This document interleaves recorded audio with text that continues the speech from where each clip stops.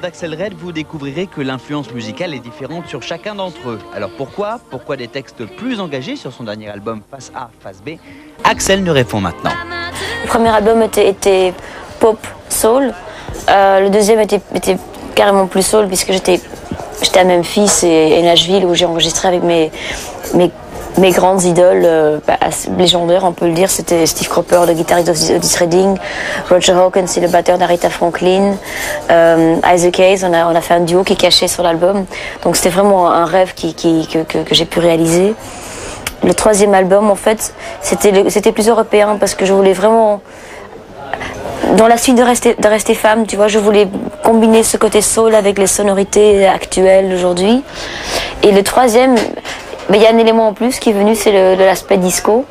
Et même si c'est pas vraiment du disco, aucune chanson en fait est vraiment disco, dans le sens où disco c'est four to the floor comme on dit. C'est plus en fait dans l'esprit, comme Isaac Hayes l'a commencé en fait, c'est d'avoir la musique soul avec des arrangements de musique classique comme les violons. C'est ça en fait la naissance du disco. Et puis c'est aussi le côté festif qu'on trouve dans le disco. C'est pour ça que j'appelle cet album disco. En plus j'ai beaucoup de chansons up tempo. Ça si j'ai fait la face A, face B sur l'album, je vais juste expliquer parce que les gens ils ne comprennent pas toujours, ça devait être 2 albums.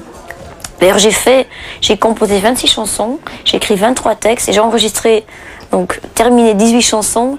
Et à la fin je me suis dit, qu'est-ce que je fais? Alors je me suis dit, je vais prendre les meilleurs, donc en fait pour avoir un plus haut niveau. Et donc j'ai pris si lent, si up tempo. Je les ai mis ensemble, mais pour les gens c'est assez difficile à comprendre. Et donc il y a la face A qui est up tempo pour moi et la face B qui est mid tempo lent. Et au niveau parole en fait ça se mélange parce qu'il y a des thèmes lourds sur les tempos up.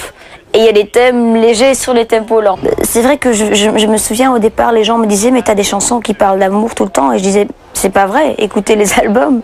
J'ai toujours eu des chansons comme il y a eu Le Monde tourne mal, Je t'attends même parle pas seulement d'amour, ça parle de la foi. La foi en quoi que ce soit. J'avais une chanson sur mon premier album qui parlait d'homosexualité. Et il y a eu Ma prière qui parlait du monde aussi. Mais c'est vrai que cet album-ci, je crois que la diversité est encore plus grande. Je crois qu'il y a des thèmes engagés comme je les ai jamais écrits.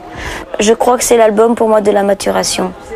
Je suis contente des 3 précédents aussi parce que je n'ai rien à me reprocher, j'étais jusqu'au bout.